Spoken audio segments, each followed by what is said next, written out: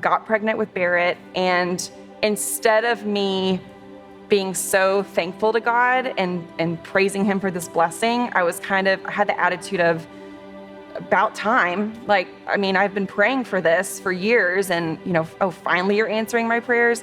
I was just so bitter and so resentful, and it spilled over into our marriage for sure. And then we, 2 years later, got pregnant with our second, Colton, and my recovery for that pregnancy was just horrible. And we brought Colton home from the hospital the same day that we moved into our new house. And then a week later, Tyler left for the first Dude Perfect tour. While he was doing that, I was at home building up all of this resentment and bitterness and these walls. And it was almost like a toxin, like coming into my system, and it just kind of slowly overtook over time. Looking back at, these once in a lifetime opportunities that we had, whether it was, hey, we want you guys to come film something for the Super Bowl, or come to the NBA Finals, or come play golf at Augusta National, I think we kind of got away with it for a while when it was just us and our wives.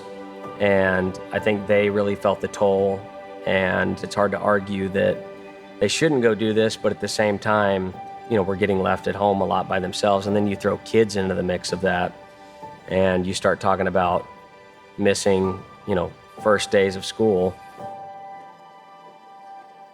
I had a 2-year-old, a 4-month-old, and then I found out I was pregnant with Rhett. So that's really when I would say our foundation just shattered, because I was so distraught at the fact of being a mom of 3 kids under the age of 5, essentially by myself. And so instead of being excited about that pregnancy like I should have been, it devastated me, because all I could see was, this is just another child I'm gonna have to take care of by myself. I think I'm making it sound like he wasn't present or wasn't a good dad. When he was home, he was the best dad, truly. And I think that's what was frustrating to me, is because I would see that and I was like, man, if you could just be here more, because he was such a good dad, and he was there for our family when he was home. This was not what I signed up for at all. I think everybody saw Dude Perfect as this really amazing, cool thing, and they must have the coolest life, and they have no idea that our marriage is in shambles, essentially. It was during COVID. We were stuck at home with each other. I feel like COVID kind of made everyone see things through a different lens, because we had never spent that much time together, ever. We had a really just hard night, and I looked at Tyler and I said, I don't want to do this.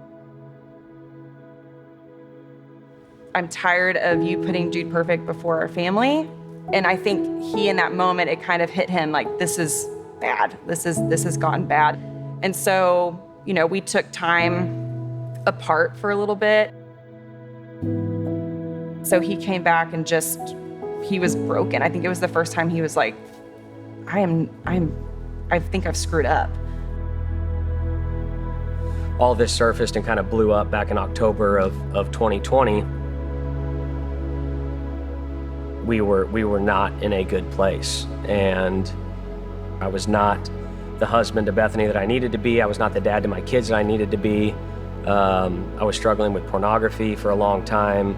Lust was always an issue for me, and I think, looking back, the thing that got us through it was not only our faith played a major role, but the community that was around us. I remember one of my buddies, who I wasn't answering his calls, wasn't answering his texts, showed up at my front door, walked in, gave me a big hug, and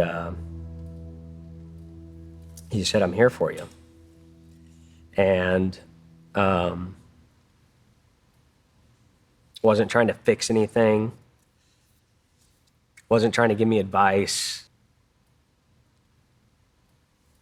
just said, I'm here for you. I would argue that before our marriage kind of broke apart, Tyler wasn't really being a spiritual leader in our house. I was kind of the one dragging us to church and doing all that stuff, and he was just kind of more consumed with Tyler. And he came back with a lot of solutions to change our marriage, and the first one was, I don't think I've really ever had a relationship with Jesus Christ. And hearing him say that kind of put everything in perspective for me, I guess, because that was kind of the one thing we had been missing in our marriage, was him being that spiritual leader, and to put Christ first in our marriage, because Christ was not first in our marriage. Dude Perfect was first in our marriage. That shift alone kind of was the pivot for us moving forward.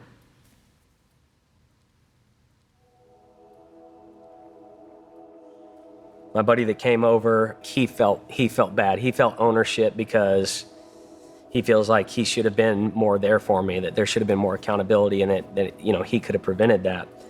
And we started a Bible study in November of that year that meets every Thursday morning at my house. We've met ever since then. There's 11 guys that has been irreplaceable in my walk, to have those 11 guys that we can come together and be vulnerable with, and be humble, and share wins and losses and all of those things together. And just the impact that 1 hour and a half time has on my entire week, and the importance of getting in the Word of God or showing up to church on Sunday.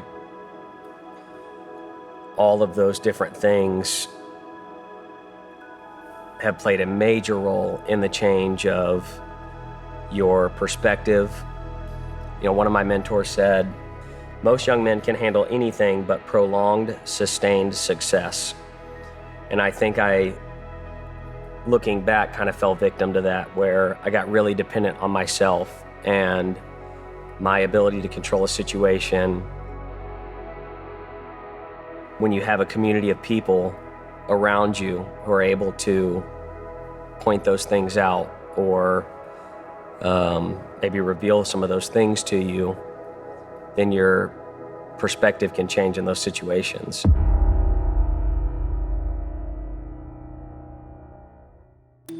We stayed together and did the hard work, had the hard conversations. God was saying, hey, I've given you this platform. You've done a good job with it, but I'm not done with you yet.